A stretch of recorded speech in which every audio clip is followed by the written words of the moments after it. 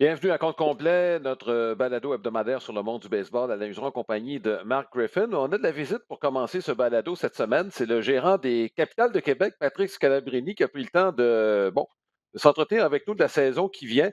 Merci beaucoup à Patrick d'être avec nous. Et la première question que je te pose, c'est présentement, tu te trouves où et dans quel contexte avec les Capitales? Je suis en fait avec Équipe Québec. Il faut que moi-même je prenne cette habitude-là de ne pas dire les capitales cette année, de dire Équipe Québec. Nous sommes en ce moment à Gateway, à Saint-Louis. Donc, de ma chambre d'hôtel, je vois l'Arche à Saint-Louis, là, de l'autre côté de la rivière du Mississippi. Donc, on est ici pour terminer notre camp d'entraînement, là, pour amorcer notre saison ce jeudi soir, là, le 27, ici à Gateway.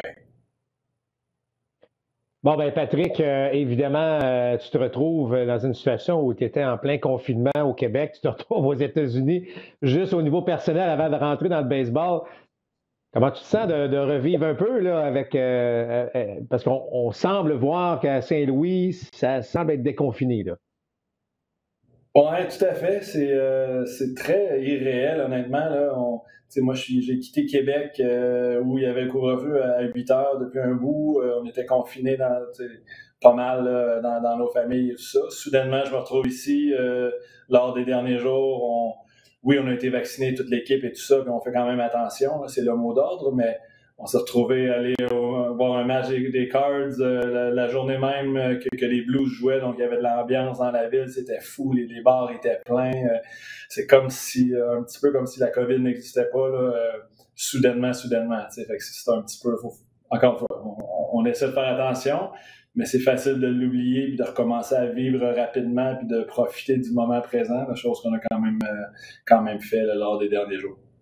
Bon, Patrick, tu disais d'entrée de jeu, les capitales, on va l'enlever du vocabulaire cette année. Peux-tu nous rappeler un peu le contexte dans lequel ton équipe, je ne s'appellerait pas les capitales, là, mais l'équipe que tu vas diriger, là, c'est dans une ligue indépendante. Peux-tu nous expliquer un peu le contexte? Bon, alors là, évidemment, avec la pandémie et les problèmes d'ouverture de douane, c'était difficile d'avoir les trois équipes canadiennes et de traverser les douanes dès le mois de mai. Alors, on a réalisé que ça n'allait pas être possible pour les trois. Ceci dit, il y a d'un côté, la Ligue ne peut pas être un nombre impair d'équipes, évidemment, étant du baseball professionnel. De l'autre, nous, on avait vraiment le désir de participer, d'aller de l'avant sous une forme ou une autre. Donc, notamment pour les joueurs canadiens qui étaient dans notre alignement, ces joueurs-là, si on ne présentait pas de baseball cette année, ne pouvaient pas se retourner de bord rapidement pour signer ailleurs à cause de visa de travail, comme on le sait tous. Donc, c'était un petit peu moi ce qui m'a poussé à aller de l'avant, c'était surtout ces gars-là qui ont manqué un an l'an dernier, avec qui j'étais en contact depuis presque 18 mois, qui s'entraînaient fort, qui rêvaient de jouer cette année, que soudainement il y avait le doute de pouvoir participer. Donc, on a travaillé tout le monde ensemble, on a essayé de trouver une solution, donc en se joignant les capitales aux aigles, les administrations ensemble avec des supports autant au niveau provincial que les deux villes et tout ça. On a été capable de trouver une façon en se joignant, en invitant les joueurs canadiens de l'équipe d'Ottawa aussi à faire la meilleure équipe possible pour représenter un peu l'équipe Québec. Bon, là, Patrick, tu te retrouves, tu l'as dit, à Saint-Louis, il y a eu des espèces de camps ouverts à tous, un peu au départ. John Ross n'a pas pu être en mesure de traverser les douanes, désolé pour ça. Mais ce que j'allais dire, c'est que là, tu te retrouves avec des joueurs canadiens, des joueurs américains. Donc, si tu nous parlais comment, je sais que l'équipe n'est pas complètement terminée, mais on va être composé de combien de joueurs? Est-ce qu'il y a beaucoup de joueurs canadiens? Parce qu'on va l'appeler Équipe Québec, mais on s'entend que ce ne sera pas évidemment que des joueurs du Québec qui vont y être. Non, c'est ça. Puis on a eu le gros camp d'essai de la Ligue, qui est un très bon camp d'essai. Chaque équipe se doit de signer au moins 2 joueurs de ce camp-là. Ils ne sont pas forcés de faire l'équipe. Là. Mais moi, j'avais le premier choix à ce camp-là. Puis j'ai eu la chance de ramener 3 bons joueurs qui vont faire partie de notre formation. Donc, je suis très satisfait de ça. Comme tu sais, je garde toujours l'œil ouvert pour John Ross lors de ces camps-là. Mais j'ai l'impression que... ne rajeunit pas. Ça fait quelques années qu'on ne le voit pas avec son goatee, malheureusement. Mais voilà. Alors, on doit amener notre alignement à 24 joueurs très rapidement. Je te dirais qu'on a à peu près la moitié de joueurs canadiens là-dedans. L'autre moitié, c'est pas mal américain, genre une couple d'Australiens là-dedans. Puis en fait, deux Dominicains américanisés, si on veut. Là. Mais voilà, fait qu'on va avoir beaucoup de Canadiens. Québécois, je les ai pas comptés. D'après moi, on va avoir 6-7 probablement des joueurs québécois quand même dans l'alignement. Fait que c'est un beau mélange, mais quand même très canadien là, pour une équipe professionnelle. Je pense pas que ça a été vraiment vu souvent là, d'avoir autant de Canadiens dans la même équipe.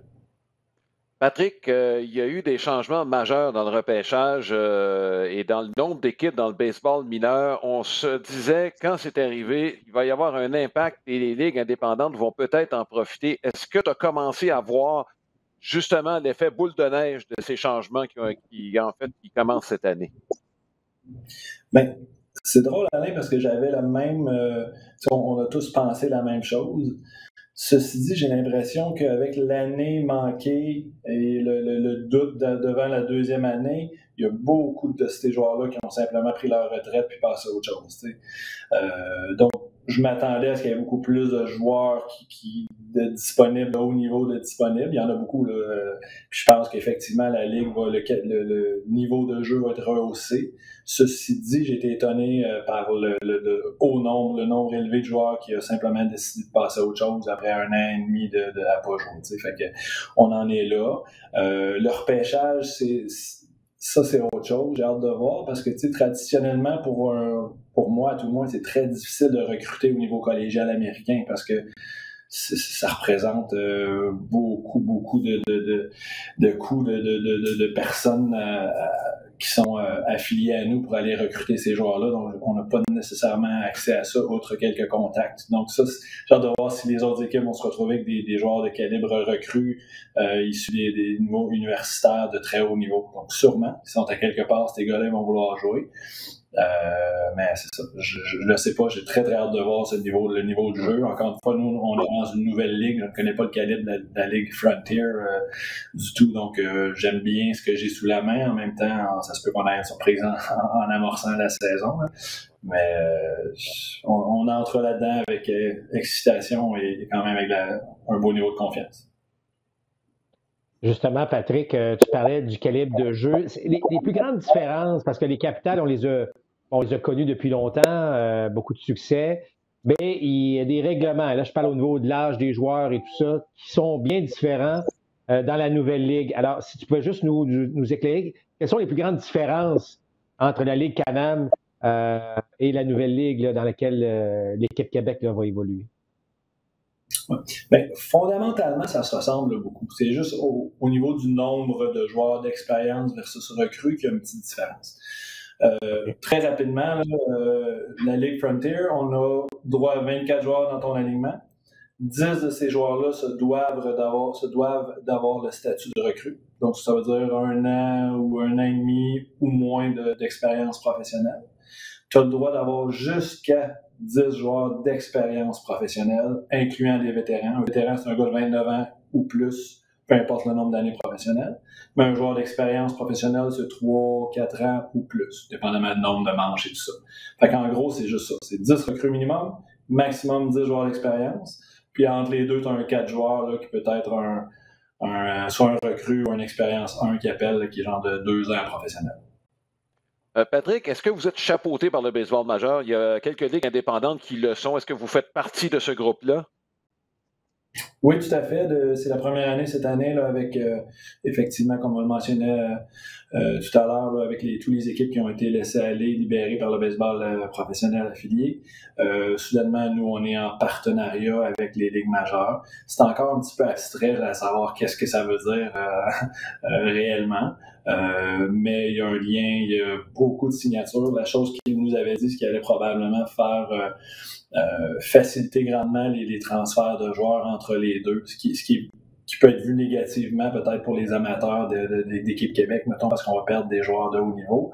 Mais on fait ça pour cette raison-là. On fait ça pour donner une deuxième chance aux joueurs de retourner dans l'affilié. Puis c'est pour ça que les joueurs continuent à participer. Fait que pour eux, de voir que de venir ici, ça leur donne une deuxième chance de retourner dans l'affilié, dans les majeurs. C'est ça qui fait qu'on a des bonnes équipes. T'sais. On n'a pas joué un seul match, puis on est rendu à notre 4e joueur qui retourne dans l'affilié. Hier, on a eu l'appel à Alex Nolan de retourner avec les Blue Jays. Là. On ne l'a pas annoncé encore, là. Mais c'est ça. Fait que, on a 4 joueurs quand même avant même d'avoir joué un match. Là. Et Patrick, bon, là, tu as dit, la saison va commencer bientôt.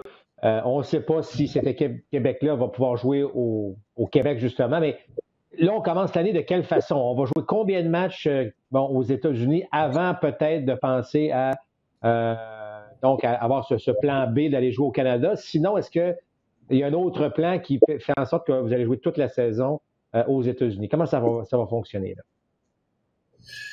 C'est ça. Mais tu sais, on se croise les doigts. Le plan est vraiment la mi-juillet. On revient à la maison et on termine, sans dire qu'on termine tous les matchs à la maison après ça, c'est pas ça, là, mais on joue plus à la maison beaucoup lors de la deuxième moitié. On parle même pas du plan B parce qu'on veut pas y croire. On est très confiant que ça va fonctionner, tout ça. Si en embarquant dans l'aventure, on savait puis il fallait prendre la chance que si jamais ça n'ouvre pas en juillet, ben on est pris à faire l'année au complet aux États-Unis, chose qui va être très difficile pour tout le monde, pour moi, pour ma famille évidemment, mais on a été prêt à courir ce risque-là pour tenter cette expérience-là, pour renouer avec le baseball professionnel. Donc on est ici pour un bout.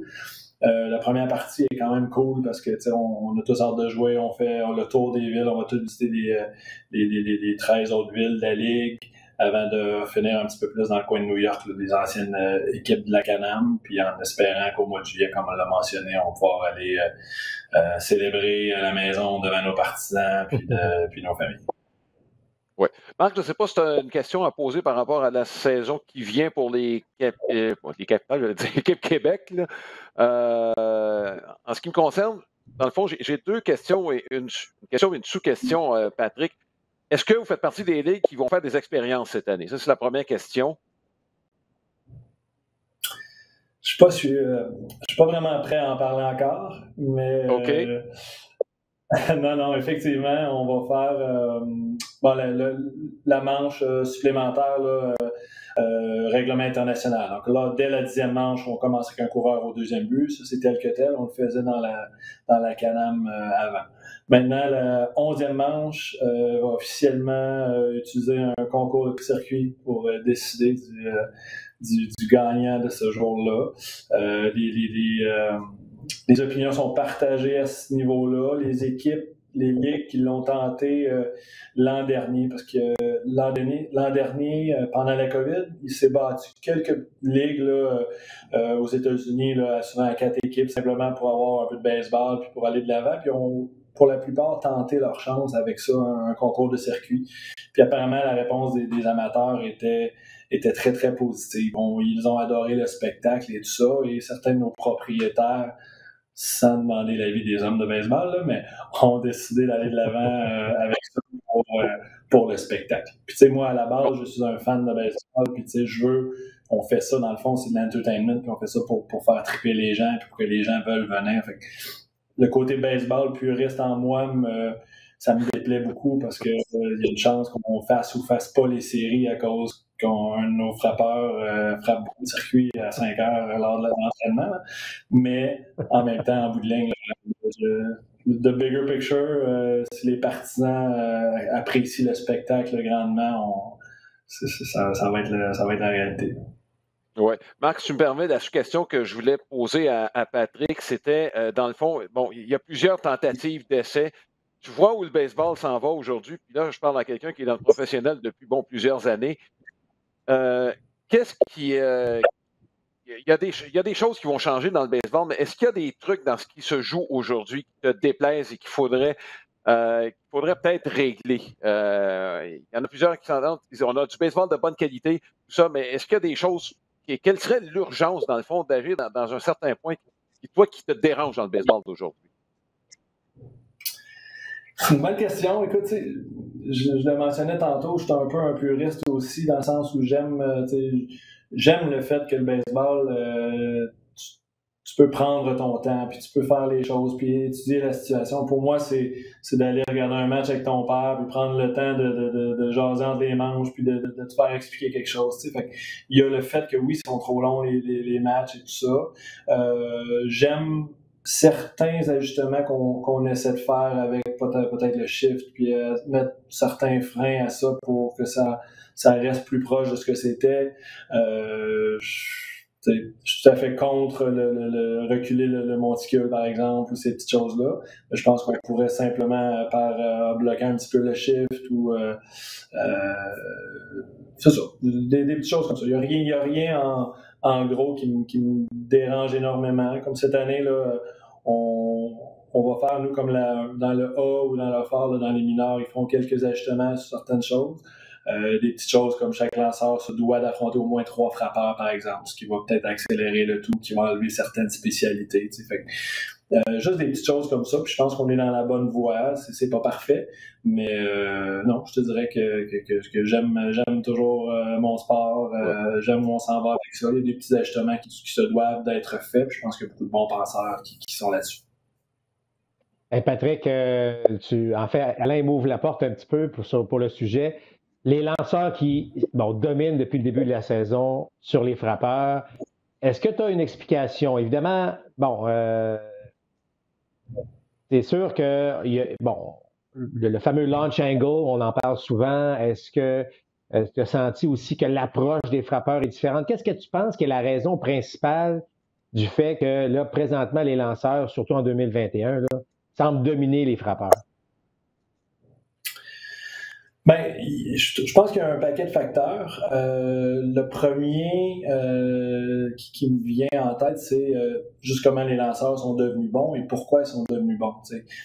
Oui, l'entraînement, puis là, on commence à trouver différents trucs, différentes façons. Je suis en train de lire le bouquin là, sur, je me souviens pas du titre, là, de Making an MVP, quelque chose comme ça. C'est sur Bauer là, qui, après une saison moyenne dans les ligues majeures, est allé se ressourcer avec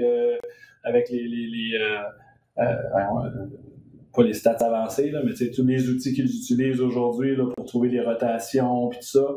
Puis en faisant plein de tests, il était capable de trouver la façon maximale d'aller chercher une balle glissante qui va latérale pour complimenter un petit peu son arsenal. Fait ils sont tellement capables, c'est juste de voir ça, un lanceur qui est un très bon lanceur dans la Ligue majeure, qui manquait un gros outil dans son arsenal. Simplement avec les outils, avec la technologie d'aujourd'hui, il était capable de travailler puis se développer exactement l'outil, l'arme qu'il avait besoin pour passer d'un lanceur moyen dans la Ligue majeure à un lanceur complètement dominant. Fait que tous ces lanceurs-là ont accès à cette technologie-là aujourd'hui, donc sont capables de se développer, de s'améliorer, mais en sachant ce qu'ils font plutôt que simplement s'entraîner plus fort comme on l'a toujours fait dans les années préalables. Donc, ça, c'est quelque chose de quand même marquant pour moi. Mes gars, aujourd'hui, sont tous là, sont tous en train d'aller dans des laboratoires quelconques pour essayer de se développer puis de trouver des nouvelles façons d'être performants.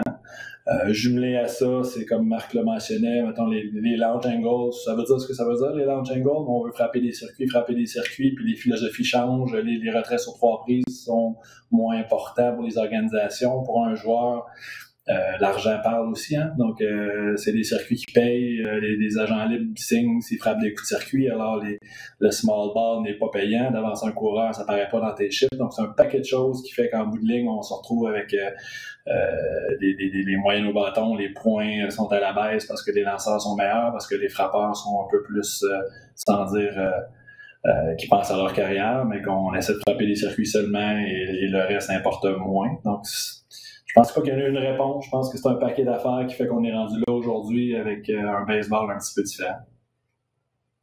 Oui. Marc, je ne sais pas si tu as d'autres questions pour Patrick. Écoute, moi, je vais juste remercier Pat, qui est un bon ami, puis je lui souhaite que le meilleur dans cette nouvelle aventure, parce que c'est une nouvelle aventure.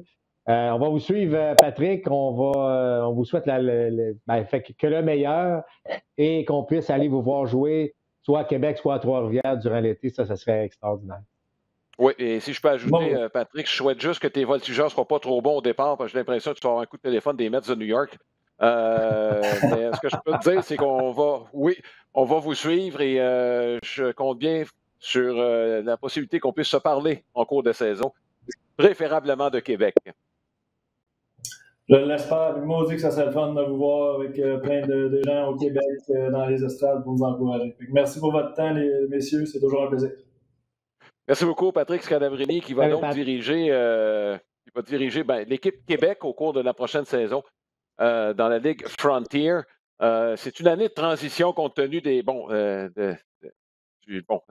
l'atmosphère qui entoure cette ligue-là cette saison et surtout la situation des 3 équipes canadiennes qui seront ni plus ni moins regroupées. Je pense qu'on peut parler là, d'une année de transition là, pour l'organisation de Québec, de Trois-Rivières et d'Ottawa. Écoute, Marc, puisqu'on parlait de ce qui se passe dans le baseball, on a discuté beaucoup depuis le début de la saison, des tendances. Il y a 2 autres matchs en point ni coup sûr qui ont été lancés au cours de la dernière semaine. Par contre, là, la chaleur arrive. Généralement, l'attaque augmente avec la température qui monte. Ça, c'est clair, ça a toujours été le cas. Il y a quelques joueurs qui ont dit bon, c'est bien beau des matchs en point ni coup sûr. Être trop, c'est comme passer. Clayton Kershaw, notamment, qui est un lanceur pourtant. Je veux bien donner de crédit au lanceur, je vais le faire.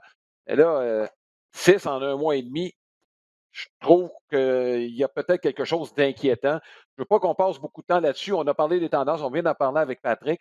Mais toi, tu as mis un petit bémol, tu dis attendons un peu avant de s'alarmer. Ben, exact. Puis je veux pas enlever le fait qu'un match en point de coup sûr, c'est exceptionnel. Je veux dire, Mhm. même dans le baseball d'aujourd'hui, de le réaliser, de le faire, je veux pas qu'on minimise ces matchs en point de coup sûr qu'on a vus au cours de cette courte saison jusqu'ici. Alors, attendons un petit peu. Tu l'as dit, la chaleur, il y a tu regardes le MPP qui est meilleur en mai qu'il était en avril. Bon, c'est pas un bon extraordinaire, mais c'est quand même quelque chose peut-être dans la bonne direction.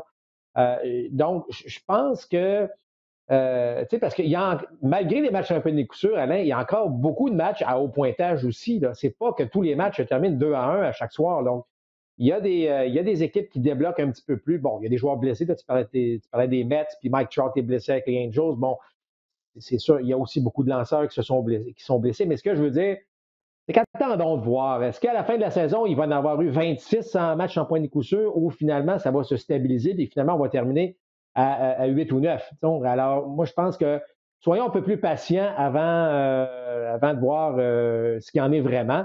Mais ne minimisons pas le travail de ces joueurs qui ont réalisé, selon moi, tout un exploit jusqu'ici. Donc, à suivre et des lanceurs sur le radar, de même que les frappeurs. Maintenant, ce qui se passe sur le terrain, moi, j'aimerais ça qu'on parle un petit peu des Yankees de New York.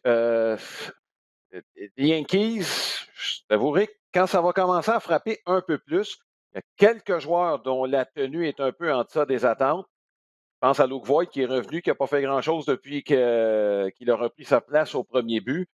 Mais là, les lanceurs partants, on connaît la relève des Yankees, il n'y a pas trop de soucis de ce côté-là. Zach Britton devrait revenir éventuellement aider un enclos qui est déjà bien garni. Et là, les 5 lanceurs partants ont été excellents au cours de la dernière semaine.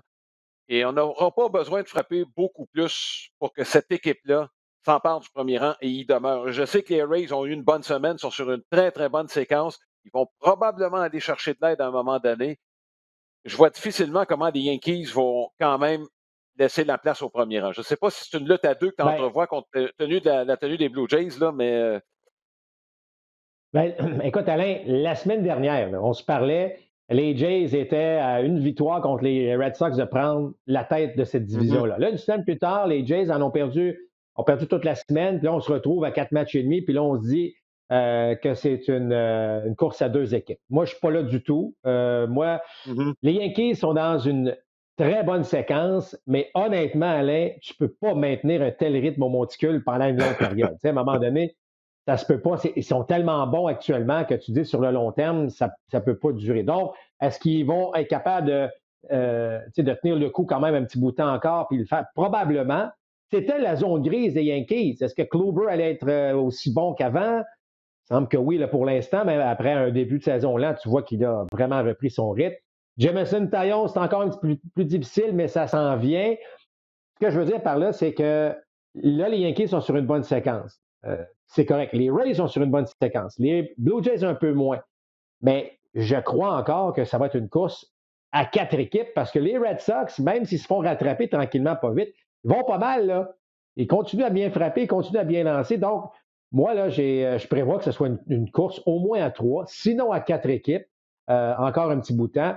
Les Yankees, oui, ils ont une bonne équipe, mais ils ont des failles, tu l'as dit, dans le cas de Luke Voigt. Il faut frapper moindrement. Puis si les lanceurs commencent à être un peu plus humains, parce que tu as l'impression qu'ils ne le Oui. sont pas vraiment depuis une dizaine de jours. Et alors, c'est long une saison. J'aime ce que je vois des Yankees. J'adore ce que je vois des Rays de Tampa Bay. Et tu as parlé tantôt, là, il va y avoir d'autres changements. C'est clair qu'il va y en avoir d'autres. Le réseau de filiales des Rays, là, Ouais. écoute, c'est en train, là, ça cogne, là, ça cogne dans les portes du vestiaire. Les gars veulent juste venir jouer là. Des Wander Franco de ce monde, il y en a plusieurs. Il y a même des rumeurs présentement qui pourraient même amener des gars comme Nelson Cruz venir donner un petit coup de main à cette équipe-là. Donc, les Blue Jays, rapidement, c'est que, tu sais, Alain, on ne s'est pas fait sortir de ces matchs-là là, au cours de la dernière Mhm. semaine entre les Red Sox et contre les Rays de Tampa. On était dans le coup. On voit qu'il manque de profondeur au niveau de la relève, mais on n'est pas loin. Donc, encore une fois, pour répondre à ta question initiale, moi, je ne pense pas que ça va être une lutte à 2 encore. On va être à 4 pendant encore un petit bout de temps. Les Red Sox, il n'y avait pas d'attente de ce côté-là. Là aussi, chez les lanceurs partants, Rodriguez, tu parlais de, bon, il est redevenu humain, lui qui n'avait pas perdu, il était 5-0 à un moment donné, vient de perdre 3 décisions de suite. Est-ce qu'on en demande un peu pas mal à des lanceurs qui n'ont jamais eu vraiment de responsabilité de la sorte? Là, je parle de Martin Perez, Nick Pivetta, Garrett Richards. C'est d'un côté, dans le cas de Richards, dans le cas de Pivetta, je suis d'accord que c'est des joueurs qui ont déjà eu un potentiel élevé. Bon, est-ce que c'est cette année, comme par hasard, là, qu'on va se mettre à bien lancer? On a intérêt à le faire si les Red Sox veulent demeurer dans la course. Ben, le vrai test des Red Sox, Alain, c'est que là, tu l'as dit, on ne les voyait pas là. Ils se sont retrouvés au premier rang en jouant du très, très bon baseball.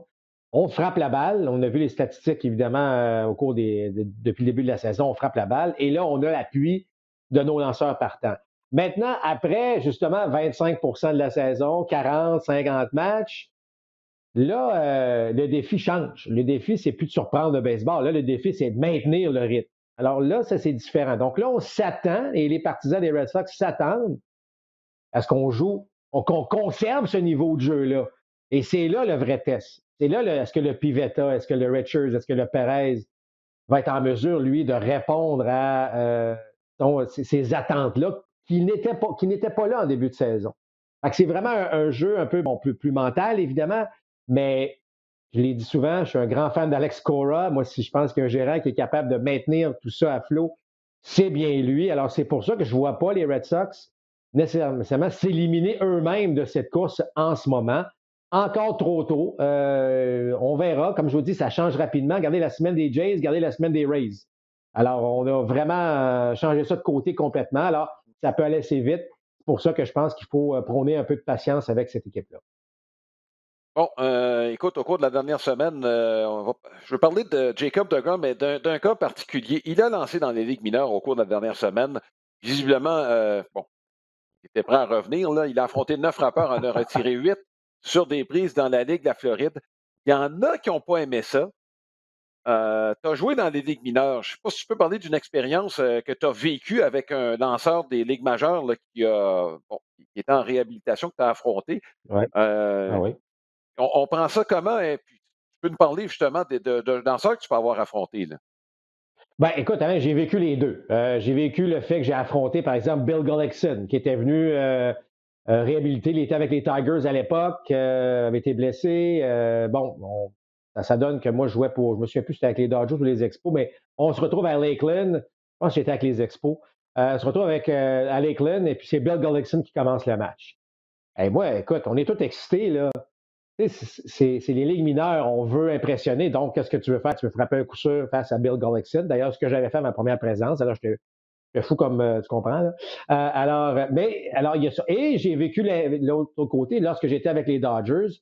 écoute, là, ça ne me rajeunira pas, là, mais John Tudor était venu lancer dans la Ligue de la Californie pour, évidemment, suite à une longue blessure. Jim Gott, je ne sais pas si tu te souviens de Jim Gott, le releveur, était venu en réhabilitation.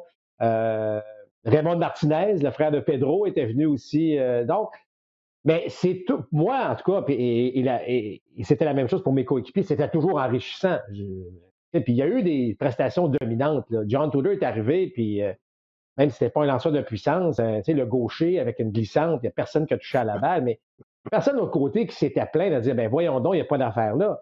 Au contraire, je pense que ça te donne une idée où tu dois élever ton jeu pour être capable d'atteindre le baseball majeur. Parce que quand tu es dans le A fort, Ligue de la Floride, par exemple, dans le cas de Grum, tu n'es pas loin. Là, les meilleurs joueurs s'en vont dans le 2A, puis dans le 2A, tu es un appel près d'être dans le baseball majeur. Donc, le niveau de jeu doit être quand même assez élevé.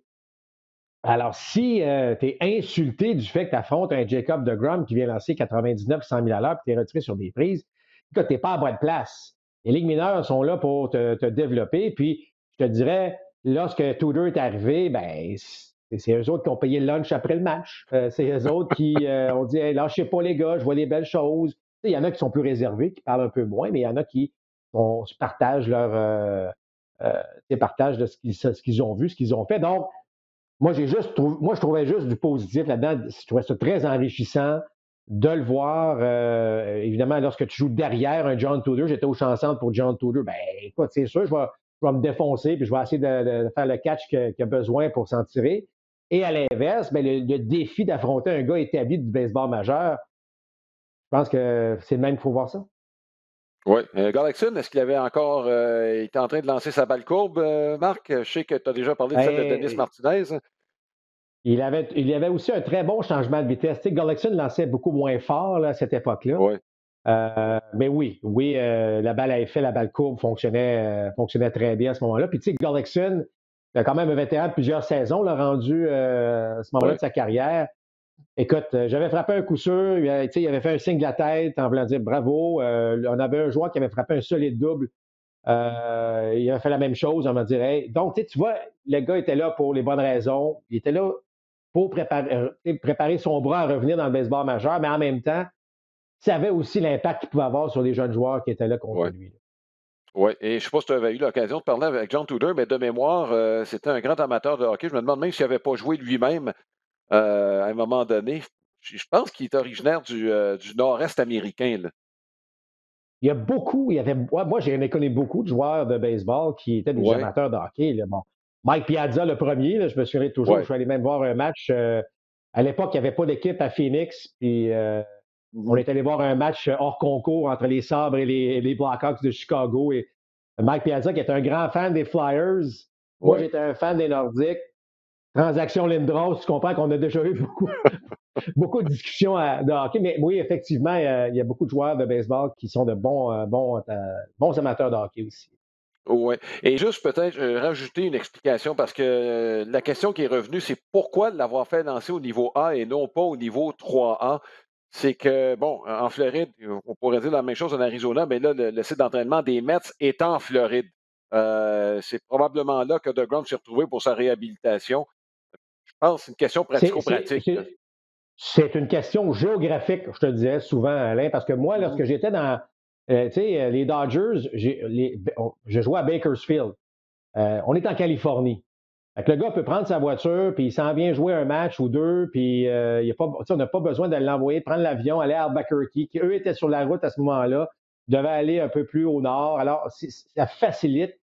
Il y a aussi en Floride et en Arizona, ben, vous comprendrez qu'on a les sites de camp d'entraînement, on a toutes les installations pour. Alors, c'est plus facile parfois. On sait que c'est un départ. Ils s'en allaient pas là faire 5-6 départs.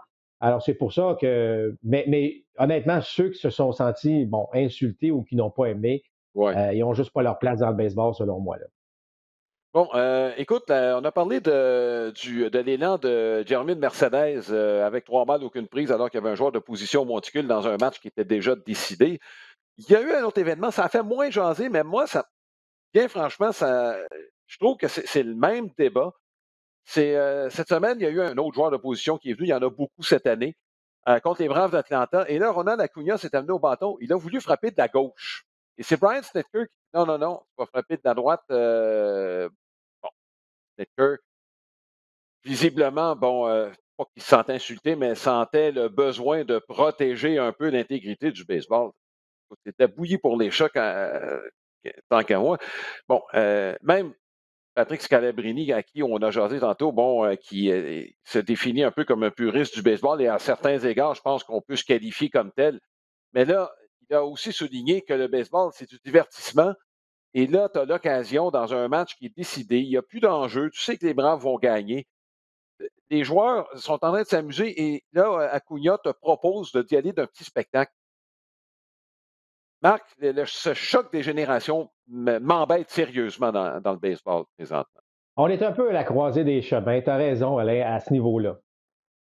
On a ceux qui veulent défendre le baseball de l'époque dans la manière dont on se comportait et cette nouvelle génération de joueurs qui disent hey, on peut-tu avoir du plaisir un peu? On peut-tu sourire? On peut-tu démontrer un peu plus d'émotion? La journée que tu envoies un joueur de position au monticule, c'est là que je pense que tout est permis. Et là, ce que je dis quand je dis tout est permis, c'est que là, on a le droit de s'amuser. Là, on a le droit de faire des choses qu'habituellement, on ne voit pas. Puis, juste revenir, parce que, tu sais, même à un moment donné, il n'y a pas si longtemps, il y a des gens qui n'aimaient pas voir un joueur de position venir lancer, même s'il y avait un pointage élevé. Ouais. On disait que c'est bon. Mais dites-vous que la 99,9% du temps, là, c'est que, oui, évidemment, tu ne veux pas utiliser un autre lanceur parce que là, c'est dommage qu'il y a de portée, mais ça allège tellement l'atmosphère. C'est que, OK, on se fait planter, là, c'est 11-12-0. Mm-hmm. Mais là, on a un joueur populaire ou un joueur. Regardez Rizzo lorsqu'il a affronté Freddie Freeman.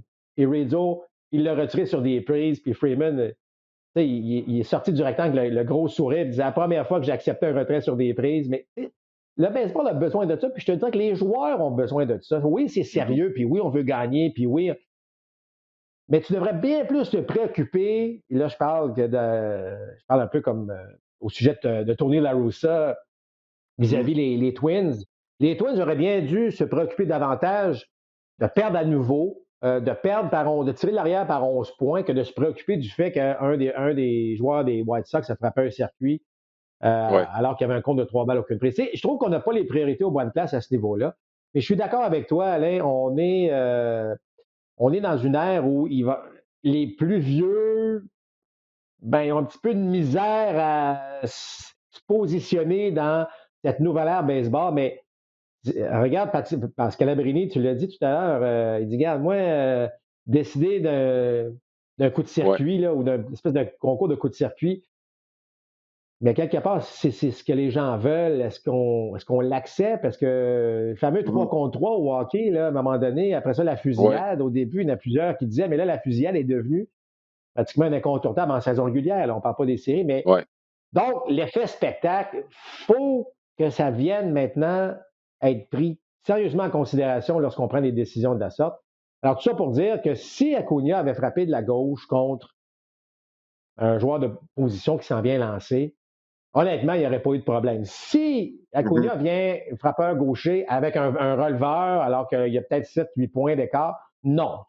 Alors, il y a un moment pour tout, mais je pense que des gars comme Snitker et des gars comme La Russa, tu peux pris entre l'arbre et l'écorce dans ces situations-là.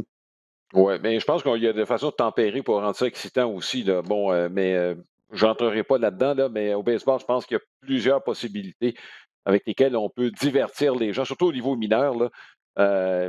Et là, je vois à l'extrême, Marc, mais on pourrait faire une course à relève à travers les vues sur les sentiers à la 4. Là. Je t'aurais vu faire ça quand tu étais dans les ligues mineures. Là. Je pense que les Dodgers avaient des joueurs quand même assez athlétiques à cette époque-là. Je pense que vous auriez gagné quelques matchs en prolongation avec un tel concours. Bon, moi, j'ai pas de problème lorsqu'on est créatif. Alain, tu as raison de le mentionner. Soyons créatifs. Le baseball peut se le permettre. Bon, dernier sujet, c'est le processus olympique. On en parle pour plusieurs raisons. Le Canada va tenter de se qualifier. Et bon, on peut l'annoncer déjà, c'est confirmé. Là, nous ferons partie de l'équipe de description du tournoi de baseball à Tokyo en espérant que le tournoi ait lieu. Est-ce que le Canada y sera? Bon, il y a quelques équipes qui sont déjà qualifiées en vue des Jeux. Le Japon, évidemment, la Corée du Sud, Israël, qui va représenter l'Europe, et l'autre équipe, qui représente les Amériques. Ça va peut-être surprendre parce que ce n'est pas le premier pays qui nous viendra à l'esprit. C'est le Mexique. Le Mexique a réussi à se qualifier. Une victoire surprise contre les Américains, notamment en demi-finale du premier tournoi de qualification. Et là, il y a un autre tournoi qui commence la semaine prochaine. Ça se déroule en Floride. Le Canada y sera. Je regardais les pays qui étaient pour être là. Marc, la commande là, est énorme. Juste le groupe dans lequel se retrouve le Canada, là, la Colombie, Cuba, Venezuela. Cuba n'amènera pas son équipe B là-bas. Là. Non, ce ne sera pas facile. Et si on ne passe pas au travers cette sélection-là, si vous voulez, il y aura une autre possibilité éventuellement à Oui, Taïwan juste avant les Jeux. Mais la route n'est pas facile pour le Canada. On a pris le chemin difficile là, pour tenter de se qualifier. Il ne faut pas oublier que seulement quoi, 8 pays là, qui participent, oui. si je ne m'abuse, au tournoi. Donc, ça ne fait pas beaucoup de pays. Alors, il faut se qualifier. Écoute, on pourrait parler peut-être longtemps de la sélection des joueurs.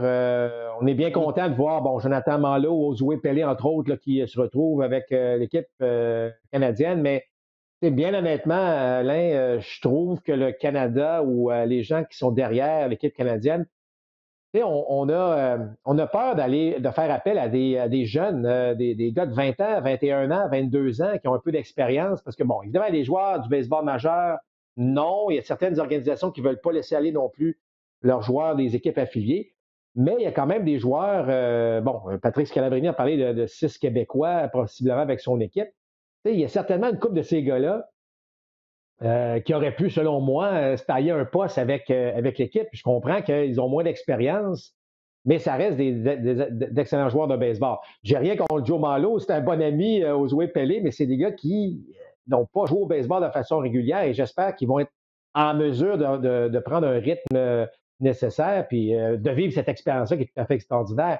Mais ça reste que je trouve qu'au niveau canadien, je ne suis pas certain qu'on a sélectionné là, les meilleurs joueurs au total. J'ai l'impression qu'on a, c'est très amical là, comme, comme façon de faire en ce moment Ouais. au niveau de l'équipe canadienne. Et ceci étant dit, le défi sera de taille, là, parce qu'on est loin d'avoir une équipe. Rappelez-vous, lorsqu'on avait Philippe Aubin au monticule, il y avait des Eric Gagné au monticule, Jamison Taillot au monticule, Russell Martin, évidemment, comme receveur. Tu sais, moi, j'aurais aimé ça, voir un Charles Leblanc participer, un Abraham Taureau participer Mhm. au jeu. Le jeune Lopez avec les Blue Jays de Toronto. Il y en a des joueurs ça aurait été le fun au moins de donner au Canada une meilleure chance là, de pouvoir participer à la sélection olympique. Ouais, il y a quelques joueurs des anciens du baseball majeur qui sont là. Je pense à Scott Richmond, Chris Leroux est là, mais ce sont des noms qu'on n'a pas entendus dans le baseball professionnel depuis des années. C'est ça à quoi tu fais référence. L'équipe sera Ouais. dirigée par Ernie Whitt. Est-ce que lui préfère diriger des vétérans qui ont du vécu? C'est pas impossible non plus. Non, ben écoute, c'est pour ça que je te dis, Ernie, ça fait longtemps qu'il est là. Oui. Denis Boucher aussi, qui va agir comme instructeur des lanceurs. Ça fait longtemps que Denis est dans l'équipe d'entraîneurs. Euh, mais en tout cas, je comprends que là, on veut se qualifier, puis c'est important, puis tout ça, mais est-ce que la COVID a le dos large, puis qu'on n'a pas été en mesure d'aller voir tout le Oui. monde?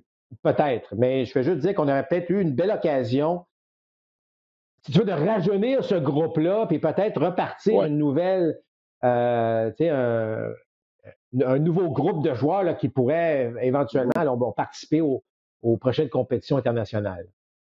Oui. Juste parler du format un peu. Il y a deux groupes. Il y a 8 équipes. Et si je parlais du groupe qui est très relevé du Canada, il n'y a pas un groupe facile. Dans l'autre groupe, les Japonais aimeraient beaucoup que les Américains y soient. Mais les Américains devront se battre contre la République dominicaine, contre Porto Rico et la Colombie. Plutôt le Nicaragua. La Colombie dans le groupe du Canada.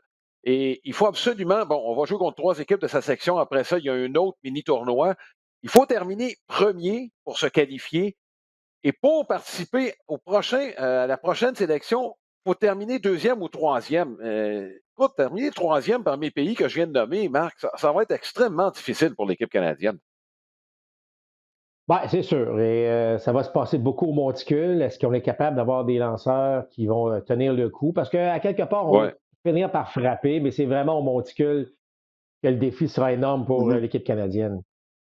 Donc, ce sera à suivre ce tournoi. C'est la semaine prochaine. On vous donnera des informations, évidemment, sur les actualités qui se déroulent autour de l'équipe canadienne.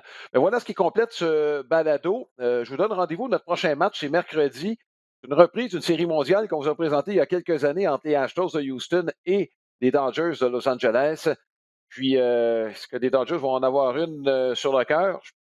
Ça ne se déroule pas à Los Angeles, heureusement pour les joueurs des Astros de Houston. Trevor Bauer sera de partant pour les Dodgers, donc ça devrait nous donner de l'action. Marc, on va se revoir évidemment ce mercredi et la semaine prochaine pour le prochain balado. D'ici là, on vous souhaite de prendre soin de vous, mesdames, messieurs, et on vous souhaite aussi du bon baseball. À la prochaine.